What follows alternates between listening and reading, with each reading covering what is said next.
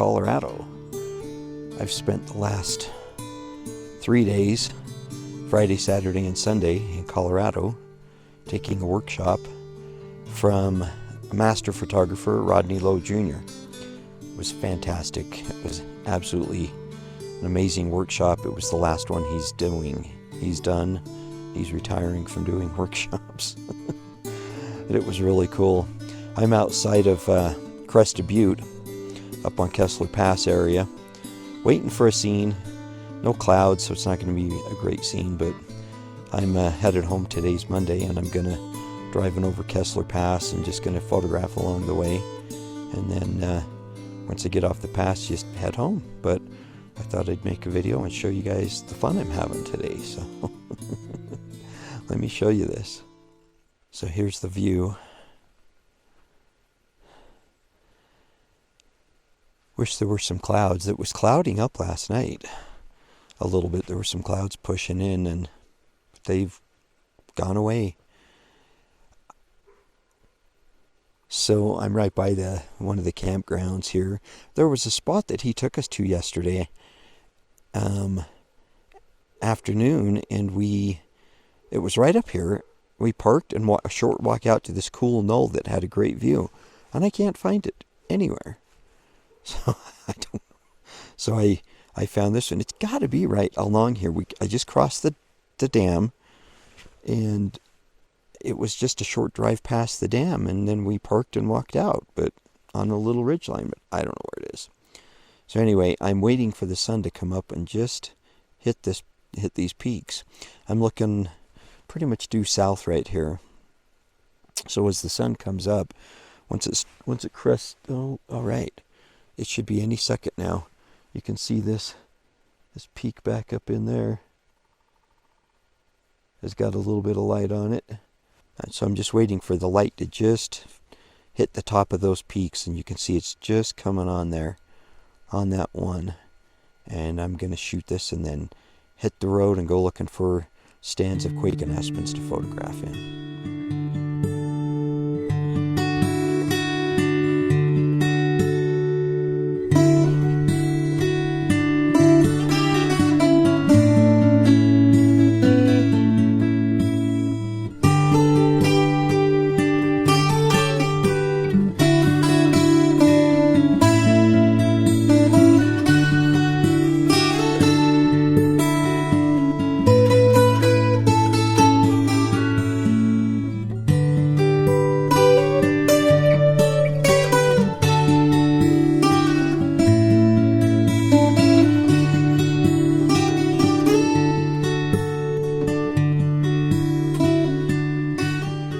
Alright, I found a spot right along the road. As you can see, that's your best bet in stuff like this, is drive a road, look for compositions. I found a spot. The main light is coming from over there, but as the sun comes up, these are going to get more and more backlit. And you're looking for compositions where you have things that bring your eyes into it, things that can help you, help draw the viewer's attention in. This is that's a little wash where water runs down off the road and goes down in. And some nice color in the trees that's coming on. It's dead ferns back there, but green grass taking your eye in. So I'm going to see how this works. So here's what I just got. Here's my histogram. Good exposure. The histogram's a little bit on the left, but that's fine. I could maybe get it more centered because there's not a lot of light coming. I'm waiting for the sun to shine in here. This is fine when in the shadows like this, but once the sun just starts to drop in here and backlight these trees, it might really pop and explode. So a lot of people think you got to hike a lot of miles, to find places. You can just drive a road like this. This is a dirt road. Some dust getting kicked up, traffic's coming by on occasion. But you find a spot like this, and you can find them just by cruising on the road and finding these things. See, here comes another car. As I was saying, poke around on roads like this and look for compositions. It really is kind of the best way to go.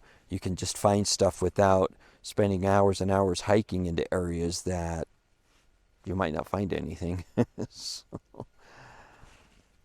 yeah, this is a really, really pretty forest. This is, I think, part of the Gunnison National Forest. Tons of beautiful ferns down in the trees. They're all dried now, but summer would be gorgeous in here too. But I like that look of the brown dried ferns, like in this shot with some green grass coming in. Okay, it's happening. Look at that, it's happening. The light is actually starting to hit in here before it hits me. It's moving fast, so I'm going to get taking some shots. Yeah, I really like how this one looks. It's clean, it's not too messy. That light's coming in from a little bit from the left, but it's backlighting. So here's what I just got. I really like that. That's cool. Got my histogram right where I want it. It's nice and balanced. I think if I wait much longer, it's just going to be too much. As the light starts to come in now, it's going to start to, you can see it back in here, it's going to start getting too many highlights, to too much contrast.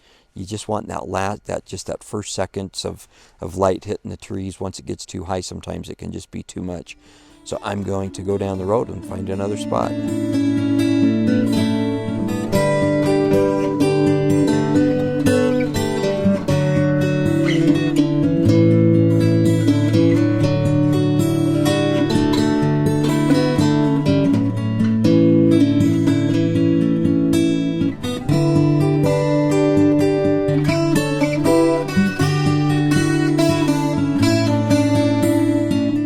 So the light changes really, really fast.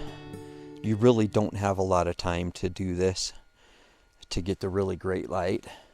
So just look for areas that you think are interesting and then pull over and just walk the road. I'm looking specifically for groves of aspens, quaking aspens that have color. Then you just walk the road, see if you can find compositions. So as you walk, you just look down in the trees. These are really pretty thick. I like the bigger open glades, like what are over there. But I found something down here that caught my interest, and I'm trying to decide about it. So as you're walking along here, and this little grove here, with these ferns in there, and those twisted trees, it's one of those things where it's really cluttered and messy.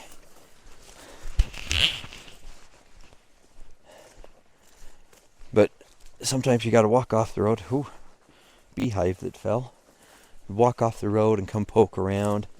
This looks like a pretty major game trail. It's a draw. Yep, there's a trail right there. But you're looking around and you're looking for specific things. So this composition caught my eye.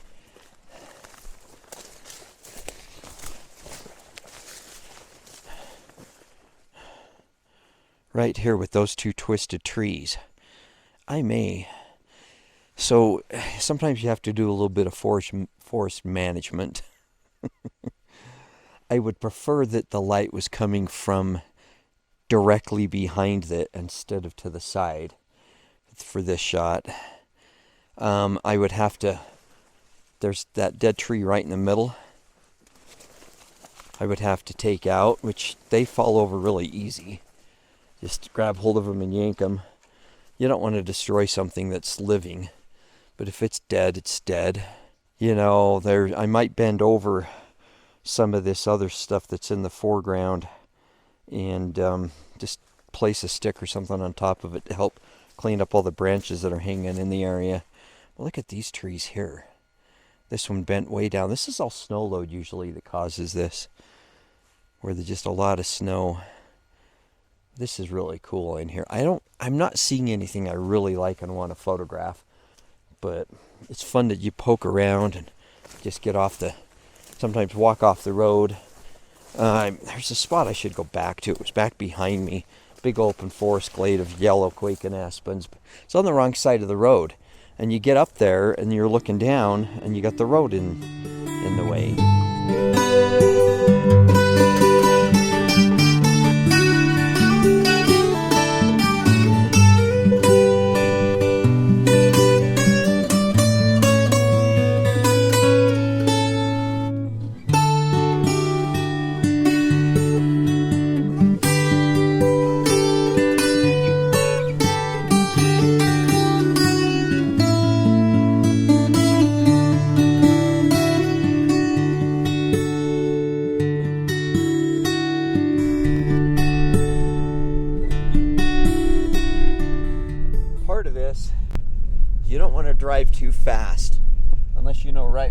going. There's a lot of dead aspens in here in areas. I noticed that further behind me. But a lot of this is you just want to kind of drive slow. And look, see, this is a nice grove here on my left. There's some nice color in here. I think I'm going to pull off of this pullout and go check this out.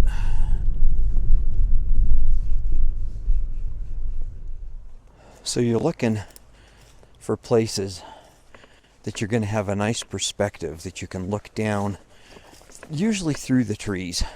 Sometimes looking uphill through them works too. But you just kind of, you know, as you find a spot that might be interesting, get out and go poke along and look around. So I'm coming into this from a little bit south of it, as it were. And it's a nice thick stand of fir trees in here. A lot of game trails. They may run cow in here. I'm not seeing any cow pie, you know, signs of cows. But I am above the road, which, like I said, I don't really like. But sometimes if it's flat enough, you're not going to see the road down there. Sometimes you just get out and poke around. This grove right here caught my interest. I'm going to circle around it and just see what I can see. It's really wet in here, like it rained last night. The road's pretty dry, though it's not as dusty as it has been, so I'm wondering if it did. I saw some clouds building last night, and I'm wondering if it came over and rained and then cleared up.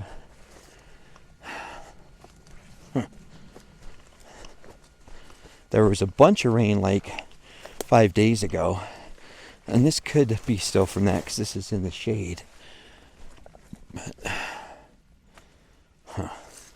there's a cool tree. Big bend in it. There's some over by Aspen that people love to photograph. I've never been over there to do it. Maybe I will one day. I'm not seeing anything I like. I'm gonna go up around here and just see. There's another glade right over here that I noticed. Wouldn't that be funny if I'm filming and run into a bear or Bigfoot? Lot of trails in here. There's probably a lot of elk. We've seen elk and deer. So, yeah, I mean, they're in here. As I was saying, breathing hard. I spent the last 3 days, Friday, Saturday, and Sunday, taking a workshop from a master photographer, Rodney Lough Jr. If you don't know who he is, you should. He is the Ansel Adams of today. He's uses large format film or digital, and all view cameras where you tilts and swings to make sure everything's sharp in focus. Miles above what I do. Miles above. Guys like me don't even come close.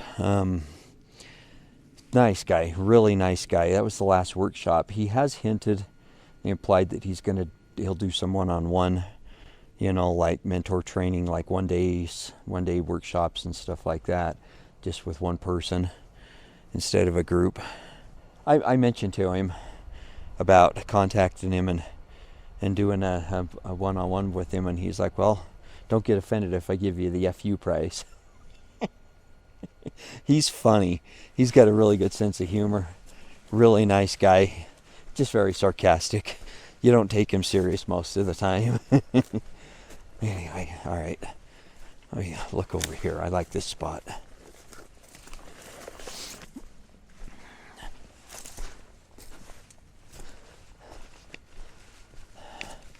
So I'm looking for something where the sun is there. I'm not liking this. that grove right over there, this is really thick in here. Hope I don't run into a moose. They're usually not hanging in this area. Something big's been coming through here. Sun in my eyes. There is definitely a big trail here. Something big's been using. I would suspect cows, but I'm not seeing any cow tracks or cow crap. So. All right, now we're talking. This is pretty. I did some shots, you know, looking straight up like that yesterday. I think I got some ones I like. They're kind of cliche, but they're fun to do, and people like them. I sold one recently to a law firm. They've got like 5 of my pieces now, and they really liked that one. It's the Heavenward, I think is what it is. So this has got some potential, this little grove, but I'm not seeing anything I really like. What you do is just, you know, take your time and look. And really, it's something I struggle with. I told Rodney that. I really struggle with the seeing the small intimate picture in a big scene. And you don't want clutter. This is really cluttered. I shot one a little bit ago. I didn't do any filming. There was a lady that's staying in town and photographing all along here. We ran into her yesterday, and she was parked in that spot where we'd parked yesterday looking for this scene. It's a really cool shot down through the trees of a fir tree that's all backlit. You only have about 5 minutes to get the shot. And I got it. I went back today and got it. Yesterday, one of the other guys in the workshop got it. It was fantastic. And by the time, you know, it was my turn per se, it was gone. The light was dead. So it's just not backlighting it anymore. So I went back this morning and found it. She was parked. She was looking for it too. She was parked right by it, but she didn't know where to look. And I showed her where it was. And I got the shot. So I'll show it on here. But, you know, I'm not seeing anything I really like here. This is the kind of stuff where you're going to be really lucky if you get away with just one shot, one good shot half the time. Finding a really good, clean composition with nice light. And like I said, the light is, the higher it gets, the worse it gets. So I think it's like 8 o'clock now. And I am not going to shoot for much longer. Now see, here is much cleaner. That little bush in the front, these little fir trees, you move around, just step a little bit one side to one side, step a little bit to the other side. Rodney made a big point of showing that to people, and I agree. I've been doing that for a long time. Just lean back and forth, just see what a couple inches difference can make.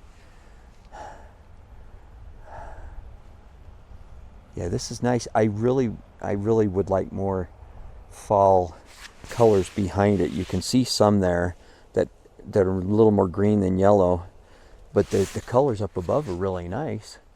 They're not peak really vibrant yellow like these right here in that little grove, but they're nice. But I'd really like a nice yellow backdrop when shooting through something like that, instead of just some trees, some dark evergreen trees. I'm going to follow this game trail that comes right through here.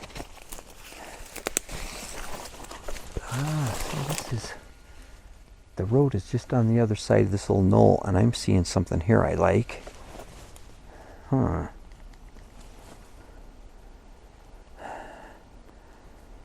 Something down in there. I'm going to walk over more to this trail.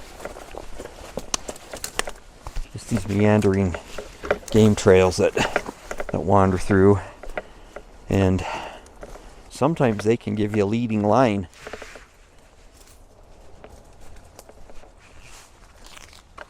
All right, you see how everything's backlit right here? That fallen log, and the trail goes up through there. That's nicer.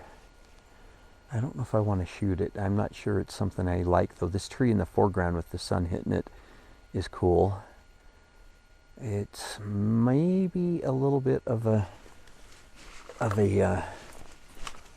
just a cluttered composition. Also, you're gonna have the sun if you're not careful, given lens flare. Hold your hand in front of it and look in your viewfinder until you don't have any flare, and then take the shot. I'm deciding, well, I'm gonna shoot it and we'll see how it turns out. I actually like this one. It's got potential. So let me show you. So the basic scene is just past that log that's on the ground. There's a green quake and a green changing yellow quake and aspen there that's kind of lit, and then going back in. Let me show you what I got.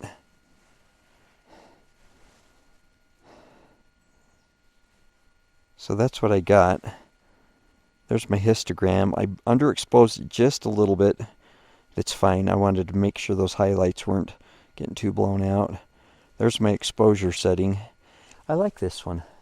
It may not be a money winner, but I'm gonna take a couple more and just change the exposure a little bit, back off, just so that I maybe not have as much lens refraction. So.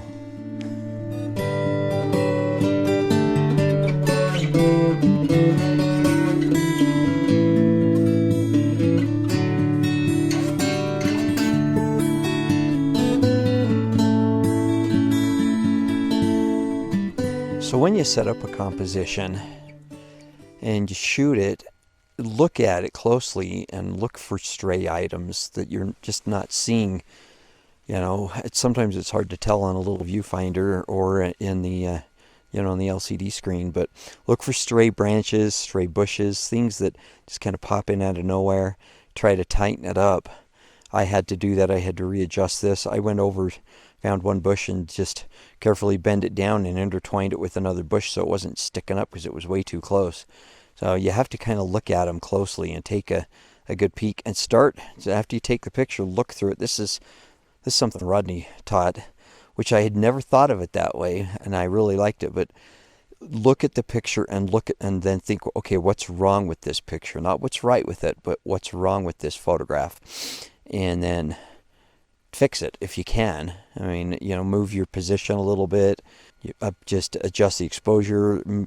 If you can, bend branches that are in the way out of the way, just carefully bend them over, and place something on top of them, like another branch or something if you can. But I like this one. I'm going to poke around some more and see what else I can find. I actually like this one, and if it doesn't really work in color, it might work in black and white. So I always think of that, will this work in black and white instead of color? Let me show you what I got. And there goes another car. It is just kind of like Traffic City.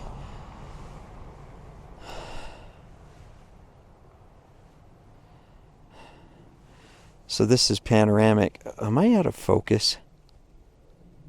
Seriously? So check your focus. You can zoom in. Yeah, my focus is soft. You see that? It's totally soft. Alright, do over. So let me show you what I got this time with it being out of focus. When you're shooting a pano, make sure your camera's level. And I do that by using this tripod I love. This is the, what is this? The Ifootage tripod with a built-on leveling base. It has no stem to raise or lower. It's just got this leveling base. You just twist this and level it, and there's a level right there. You can also use the level on your camera. So shooting panoramics, you want to make sure your camera's level. I check it that way, and I also check it on the Nikon Virtual Horizon. I have it set to show inside too, but you can just look at it that way. I can look at it through the viewfinder or on the screen. So, and then when you shoot, I typically shoot from left to right. So there's the first one, there's the second one. You want to overlap them by about 50%. There's the third one, the fourth one, the fifth one, and the sixth one. I won't use any of this but I want to leave myself enough room for cropping. You can also see the road in the picture. That's fine. I've got guides inside my viewfinder that that I use as a guide for how the panoramic's going to show. And the guides are running right across here, so this picture is probably going to run right along the top of the road as a panoramic, and then right up through there. So that's my thought process. That's a pretty cool composition. It's not cluttered. It's got that one little tree in the foreground, that one little fir tree, but it's not bad. And it might work as a black and white. The light's nice. The color's not really great. I like the light down through those firs. Yeah, I mean through the ferns in the forest there. So, all right, I'm going to move on.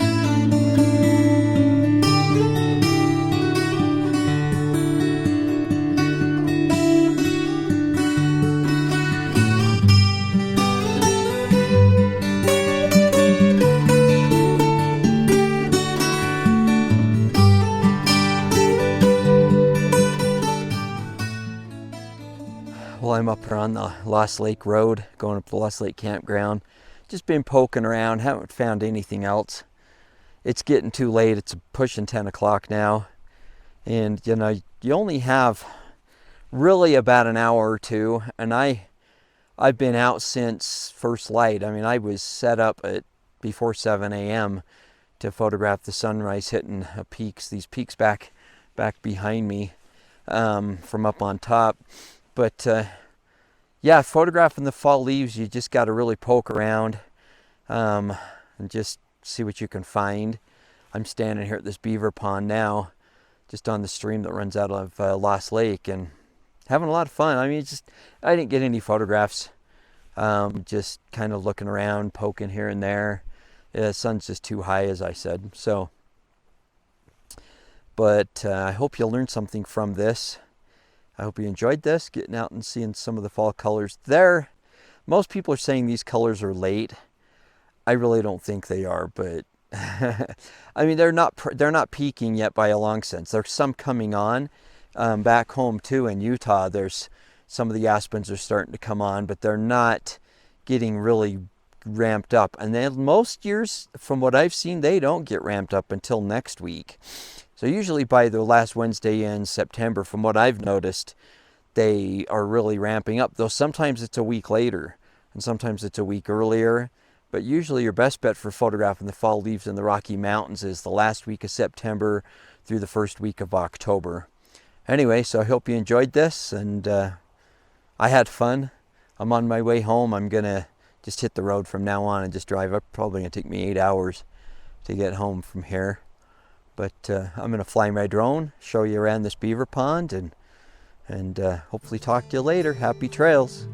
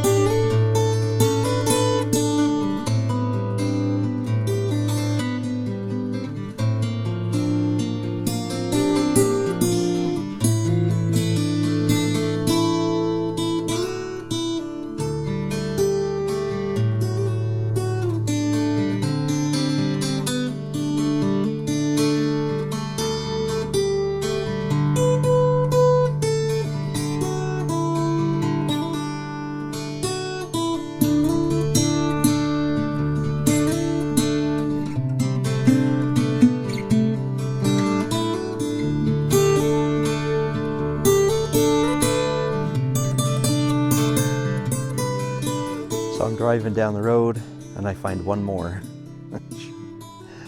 I can't resist this one. It might make a great black and white. It's actually not bad in color. Let me show it to you. So this is the scene. Just this nice glade coming across. Let me zoom in some. So the shot is going to be approximately like this.